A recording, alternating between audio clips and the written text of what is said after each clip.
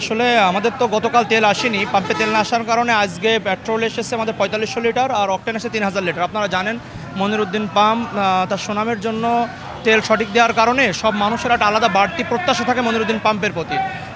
Same কারণেই আমরা তেল আসার থেকে 4-5 ঘন্টা আগে থেকে সবাই লাইন ধরে দাঁড়িয়ে আছে। আপনারা দেখছেন গভর্নমেন্টের আমাদের এখানে ট্যাগ অফিসার আছেন, ওনার নির্দেশনা অনুসারে পুলিশ কর্মকর্তারা তাদের মাধ্যমে আমরা সিরিয়াল মেনটেন করে তেল দেওয়ার চেষ্টা করছি। তারপরে আসলে গ্রাহকদের খুশি রাখা খুব কঠিন, কারণ ওনাদের কিছু চাওয়া থাকে। আপনারা জানেন কিছু কিছু মানুষ আছে নিয়ম বহির্ভূতভাবে আবার ঢুকে পড়ে আশেপাশে বাসা বিভিন্ন বক্তব্য দিয়ে, যার কারণে অনেকের ভিতরে বিশৃঙ্খলার সৃষ্টি হয়।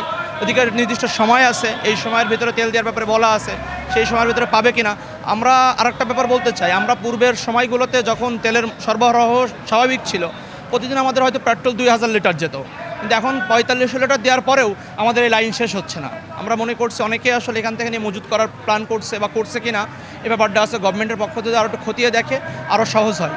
আমরা মন্ত্রী মহোদয়ের কথা অনুসারে স্লিপ সরবরাহ করা এবং সঠিকভাবে চালান মেনটেন করা সবগুলোই করা হচ্ছে। ওনাদের যদি আরও একটু সহযোগিতা করে এই আঞ্চলিক তেল দেওয়ার ব্যাপারে, তাহলে আমি মনে করি যে আমাদের এই পাম্পের এই চাপটা কমে আসে এবং সবার জনদুর্ভোগটাও কমে আসে। আসলে তেলগুলো দিচ্ছে এক এক পাম্প ফিলিং স্টেশন এক এক সময়, এর জন্য সব গাড়িগুলো এক সময় ওই ফিলিং স্টেশনে জমা হয়ে যাচ্ছে। যদি ইউনিক টাইমে সব ফিলিং স্টেশনে একবারে দিত, তাহলে এই যে এতগুলো মোটরসাইকেল এক ফিলিং স্টেশনে জ্যাম প্যাক হতো না, সব জায়গায় ছড়ায় যেত, অতএব সবাই নির্বিঘ্নে তেলগুলো পেত।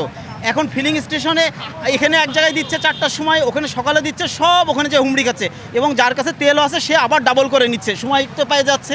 কিন্তু যখনই ইউনিকভাবে দিত, যার যার এলাকায় শেষে যে তেলটা নিতে পারতো, এত জ্যাম প্যাক হতো না, এত ক্রাউড হতো না, এত নয়েজ হতো না।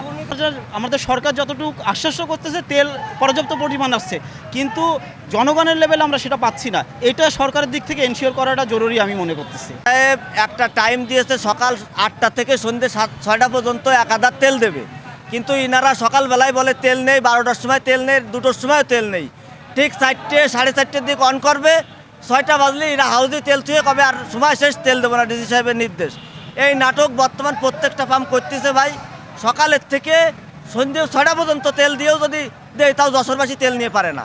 এরা বর্তমান সময়ে বাধাগ্রস্ত করে অল্প সময় টাইম বেন করে হাউজে তেল রেখে দিচ্ছে।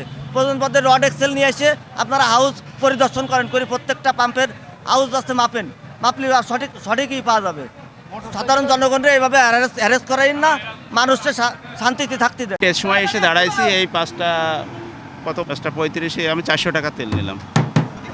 না, ভালো লাগছে তো অবশ্যই। তার থেকে বলা হয় যে পর্যাপ্ত পরিমাণে তেল মজুদ আছে, অথচ মফস্বলে যে লোকাল যে পাম্পগুলো সেগুলোতে তেল দিচ্ছে না দেওয়ার ফলে লোকালের যে লোকজন শহরে পাম্পগুলোতে ভিড় করছে। দেখেন হাজার হাজার বাইক, এই বাইকগুলো যদি তেল দিচ্ছে বলছে যে আর 30 মিনিট মতো তেল দিবে।